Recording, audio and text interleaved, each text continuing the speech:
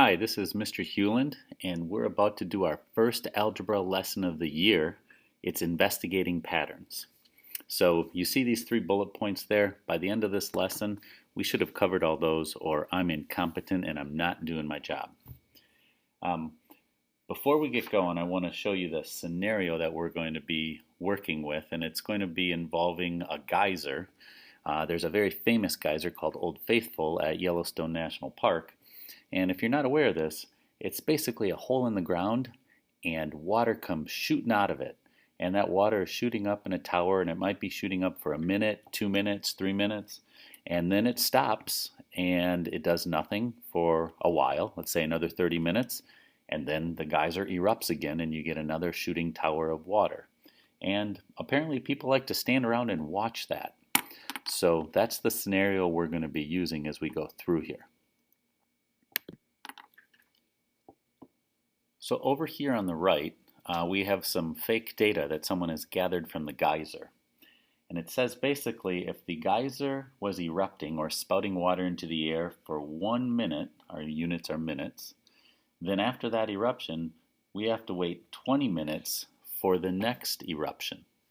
And so on down the line. So if, for example, a geyser lasted for 4 minutes, we're going to have to wait 35 minutes for the next eruption. Now you could take this data and turn it into a sequence. So a vocabulary word sequence, just simply saying, hey, you see this data? Write it down in order, and now it's a sequence. And whether you're looking at it via the table or via the sequence, I know you see a pattern. And in this case, you're noticing that every time we go to the next term, we are adding 5. Thus, we have a common difference of 5. There's a common difference between every term of 5. And as soon as you see that pattern, now you can go ahead and just use your brain to make some predictions. For example, if I asked you, hey, how long do you have to wait for the next eruption if the recent eruption was 6 minutes long?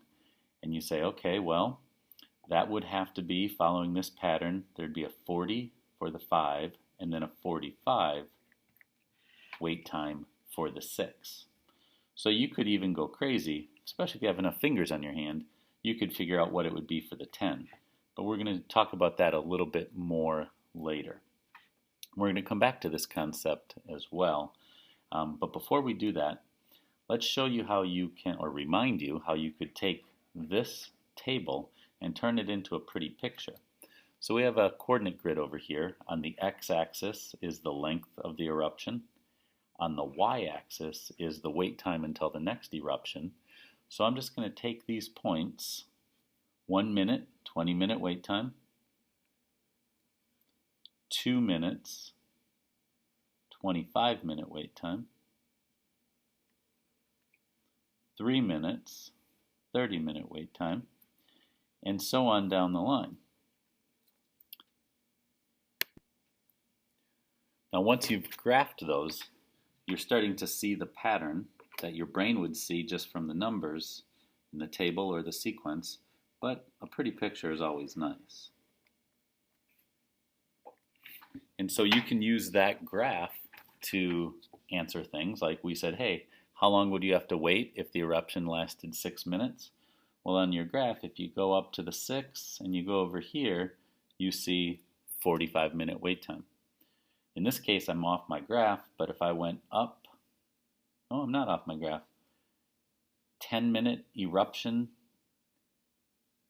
would be a 65-minute wait time for the very next eruption.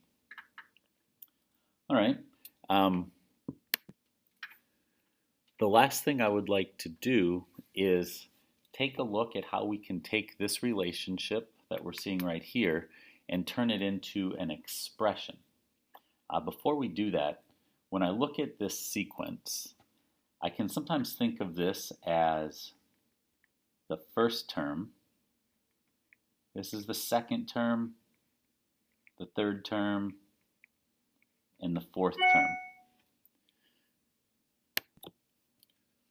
Or sometimes we refer to this as this is n equals 1, n equals 2, n equals 3, and n equals 4. So what we'd like to do is make an expression that illustrates this scenario. So before we get back to that, I have written some examples of expressions, and you can kind of think of it as a simple mathematical formula, usually using a variable. So 5n, you've used that before, that's the product of the number 5 and n.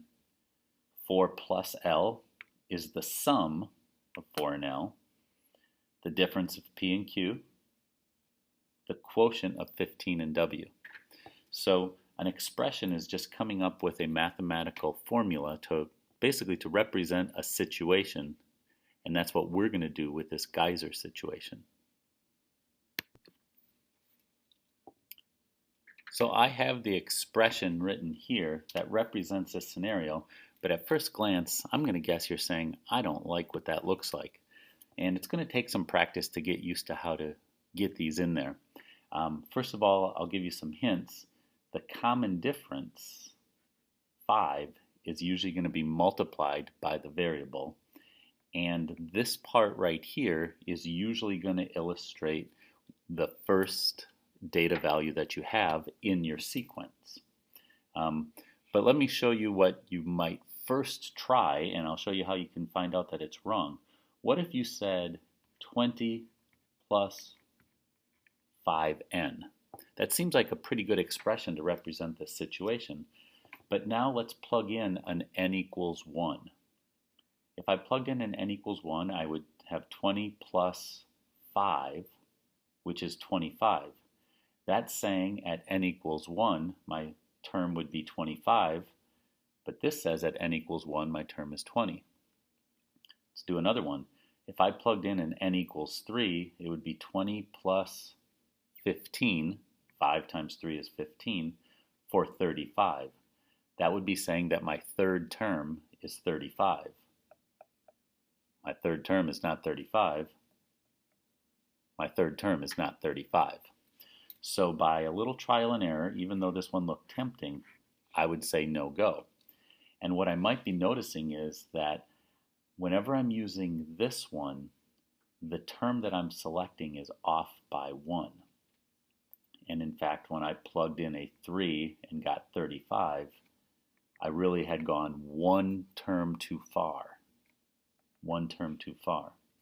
So this little n minus 1 trickeruski, that helps solve that dilemma. So let's plug in an n equals 2. If we plug in an n equals 2, we should get out a 25, or the second term should be 25. So if I plug in an n equals 2,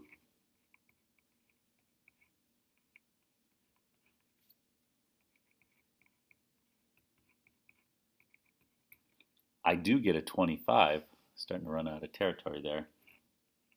That makes me happy because plugging in an n equals 2 into this expression gave me the accurate answer. You could plug in another one. Let's plug in, hey, remember when we said 10 gives us 65? Check this out. 20 plus 5, plug in a 10. 10 minus 1 is 9. And we get a 65. Hey, that makes me happy because I predicted a 65 for the 10th term just by looking at the pattern. And if I made a very meticulous graph, I would get a 65 by looking at the graph. So probably one of the toughest things for you right now is going to be coming up with an expression that matches that scenario. And be aware that even though I said this is the expression, there are other expressions that would work. For example, if you start plugging in n values into this expression, it will also work. So this works, this didn't work. It will take some brain power to come up with your expression, and you should go ahead and plug in some values into your expression and see if they give you the right output. Here's a quick little practice scenario for you if you'd like. I came up with a sequence, so now I have n equals 1, n equals 3, n equals 5, and you probably see a pattern there. So think about what is the common difference, and could you write an expression for this? So if I were you, I would pause the video, see if you can write a common difference and build an expression that works for this, and then after you're done pausing, go ahead and restart the video and I will show you my answers.